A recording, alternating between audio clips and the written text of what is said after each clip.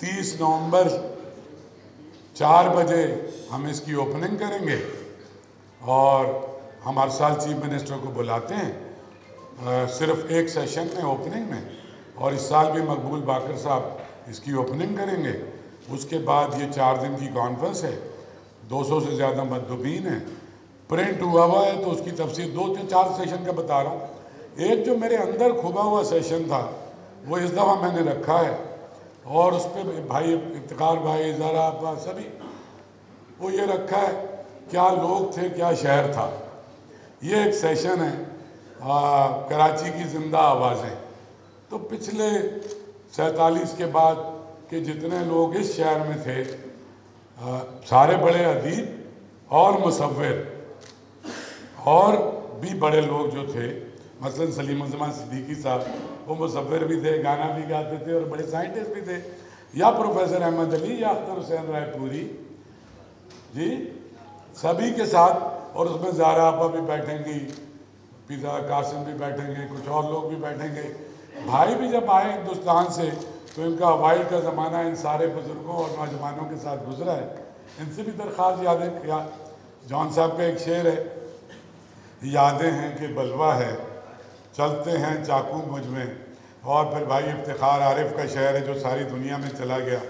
ہم اپنے رفتگاں کو دلوں کو درد سے آباد رکھنا چاہتے ہیں، ہم اپنے رفتگاں کو یاد رکھنا چاہتے ہیں جس پر ہماری تہذیب کھڑی ہے۔ اور اتنی تیزی سے یہ اتنی مطلب ایک شکست اور ریخت کا صورتحال ہے کہ اگر اس کو ہم دہراتے رہیں تو اس میں کوئی مذائقہ نہیں۔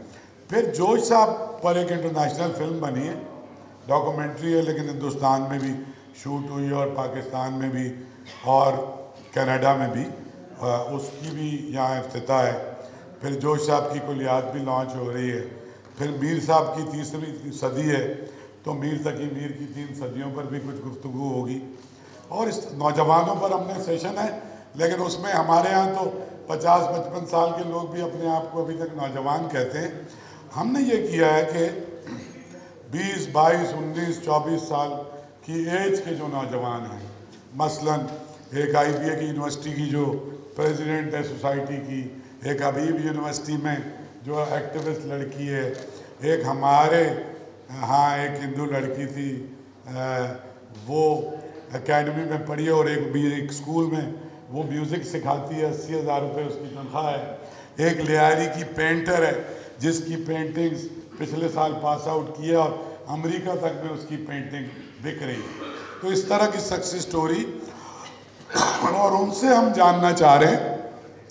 کیونکہ ہم نوجوانوں کی بھی خود ہی نمائندگی کر لیتے ہیں اور ہم بتاتے ہیں کہ ہمارا نوجوان کیا چاہتا ہے، تو میرے خیال میں انہی کو یہ موقع دینا چاہیے کہ وہ آگے دنیا کو کس طرح سے دیکھتے ہیں۔ تو میں بہت شکر گزار ہوں، اور میں درخواست اس لیے نہیں کر رہا کہ آپ سب بہت ہی سخاوت کا مظاہرہ کرتے ہیں، یہ آرٹس کونسل تو آپ کی اپنی ہے، اور یہ اردو کانفرنس کو اون کیا ہوا ہے شہر نے، اور یہ پورا شہر اس میں شامل ہوتا ہے اور ایک رونق رہتی ہے۔ اور سب سے بڑی کمال بات یہ ہے کہ دنیا بھر کے اور پاکستان بھر کے ایسے بڑے ادیب آتے ہیں، لوگ ان سے ملتے ہیں، ان سے باتیں کرتے ہیں، اور 16 برس سے ایک بات انتظار صاحب بھی کہتے تھے، افتخار بھائی بھی، کہ ایک تو اس کا اکیڈمک پہلو تو جو بھی ہے، یہ اس کا جو کلچرل اور سوشل پہلو ہے